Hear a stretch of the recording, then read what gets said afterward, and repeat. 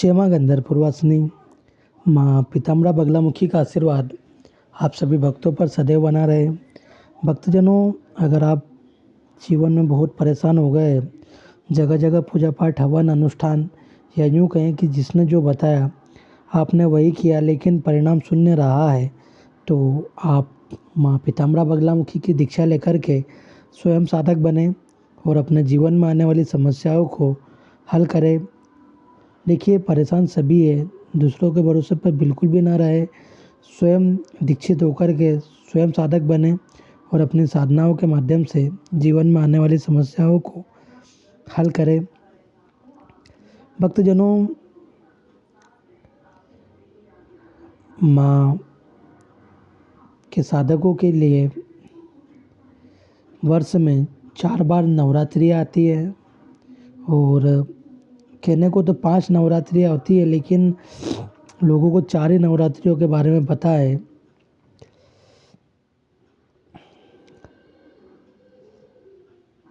भक्तजनों, माँ पीताम्बरा बगलामुखी बड़ी ही दयालु है, बड़ी ही कृपालु है। शीघ्र ही अपनी शरण में आने वाले भक्तों को आशीष प्रदान करती है और जो भी उनके जीवन में समस्या होती है उनको दूर भी करती है। माँ की जितनी महिमा गाई जाए उतना ही कम है। देखिए, माँ पीताम्बरा बगलामुखी के जो साधक होते हैं वह बड़े ही सौम्य होते हैं और समय आने पर ही वो अपनी परिस्थिति अनुसार उग्र भी हो जाते हैं, क्योंकि जिस प्रकार से माँ आती है उसी प्रकार से उनके साधक भी होते हैं और होना भी चाहिए। भक्तजनों, अगर आप माँ बगलामुखी के साधक हैं या माँ दुर्गा के साधक हैं तो आपको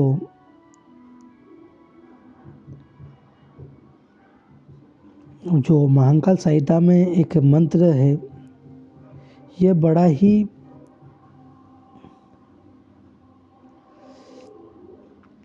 चमत्कारिक मंत्र है। उस मंत्र को आपको संकल्प करके कम से कम 10,000 जाप करना चाहिए नवरात्रि में। तो जो माँ का जो दिव्य मंत्र है ओम चामुंडाय विच्चे वाला, उस वाले मंत्र को और गुरु आज्ञा से करना चाहिए, क्योंकि गुरु आपको विधिवत तरीके से जो चामुंडाय विच्चे वाला जो मंत्र है उसको प्रदान करेंगे। और अगर आप माँ बगलामुखी के साधक है तो भी आपके लिए अच्छा है, क्योंकि यह दोनों पे काम करता है। अगर इसमें आप माँ के बीज मंत्र को संपुटित कर देते हैं तो किसी भी समस्या हो,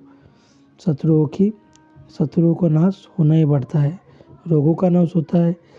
यह मंत्र बड़ा ही दुर्लभ फल देने वाला है। इस मंत्र का जप करने से आप जो चाहे वह प्राप्त कर सकते हो। जप संख्या भी ज़्यादा नहीं है, आपको 108 दिन जप करना है, कोई बड़ी बात नहीं है। अगर आपने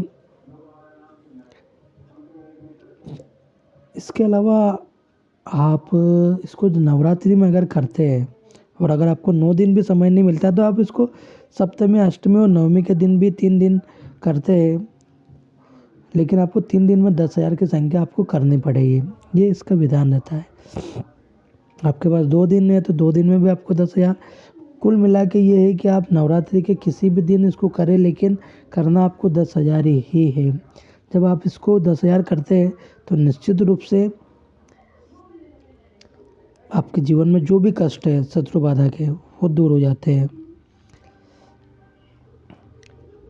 अगर आप हवन करने में सक्षम नहीं हैं तो आपको 2,000 की संख्या इसमें और बढ़ा लेनी है, अगर एक्स्ट्रा कर लेना है, ताकि आपको 2,000 और नहीं करना पड़ेगा, मतलब हवन। बाकी हमारा ये कहना है कि अगर आप देखिए, साधक है तो आपको हवन ज़रूर करना चाहिए। इसी ऐसे कृत्य से हमको बचना चाहिए कि हम हवन नहीं कर पा रहे, क्योंकि देखो मूल जो होता है साधक के लिए हवन ही होता है कि जब हम इतनी मेहनत करते जब करते तो जब उसका हम दशांश हवन करते हैं तो उस हवन के माध्यम से ही संबंधित देवी देवताओं को आहुति प्रदान होती है। उन्हीं के माध्यम से हमारा भोजन उन तक पहुंचता है, हमारी श्रद्धा भाव उन तक पहुंचती है। इसलिए हवन विशेष रूप से करें, इससे बचे बिल्कुल भी नहीं।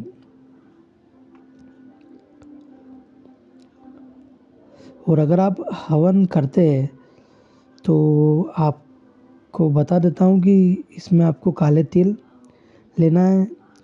तो जितनी मात्रा में आप काले तिल लेते हैं उसकी आधी मात्रा में आपको चावल उसमें मिला देना है। फिर चावल की भी आधी मात्रा जो रहती है उसमें आपको उसी के अनुपात में शक्कर मिला देनी है।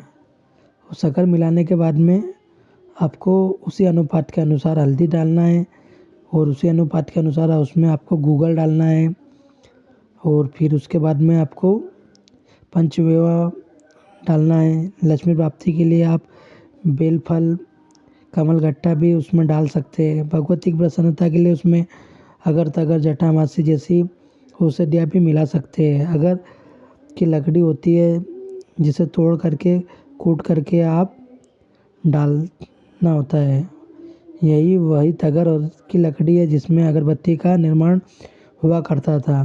तो यह अगर भी उसमें डाला जाता है, तगर भी डाला जाता है, जटामासी या औषधि होती है इसको भी उसमें मिला देना चाहिए। फिर अनुपात के अनुसार उसमें गाय का देसी घी मिला देना चाहिए। यह सारी सामग्री को मिला कर के अब आपको मंत्र प्रयोग जो आपको गुरु द्वारा प्रदान किया जाता है, जो नवारण मंत्र का है उसमें बीज मंत्र जो आप संपुटित करते हैं उससे अगर हम हवन कर सकते हैं। आप इसको अष्टमी के दिन करें, माँ के साधक के नवमी के दिन करें, या आप पूरे 9 दिन भी कर सकते हैं। पूरी नवरात्रि करेंगे तो अति उत्तम है। आपको दशमी के दिन हवन करने से बचना चाहिए।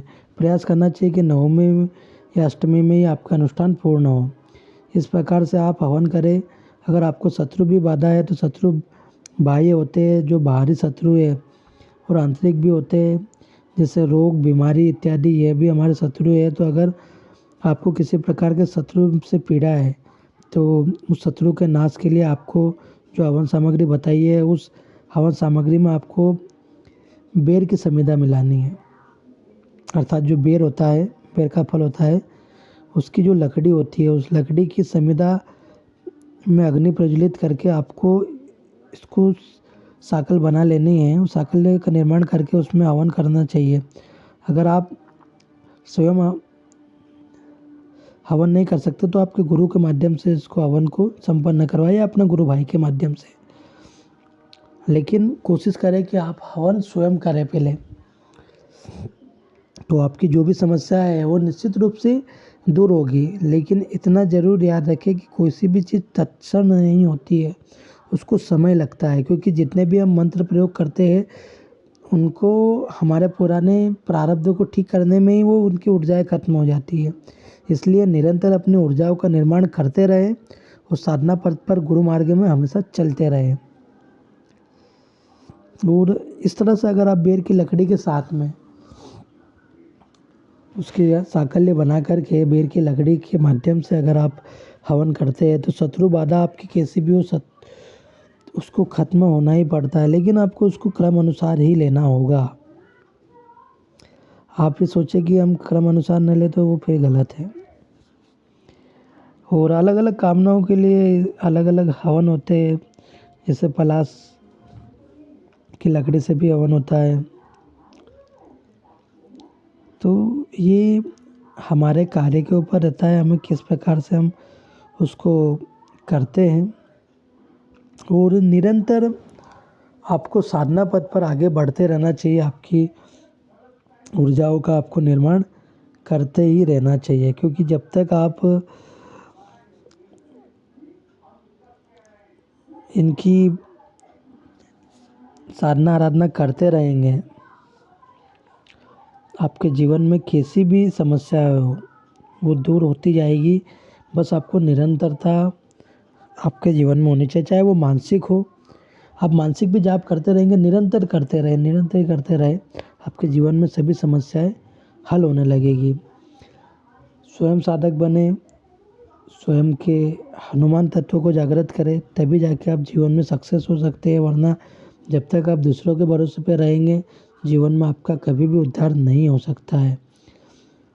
इसीलिए माँ पीताम्बरा बगलामुखी की दीक्षा लेकर के स्वयं साधक बने, दूसरों के भरोसे पर बिल्कुल भी ना रहे। जय माँ बगलामुखी, जय श्री महाकाल।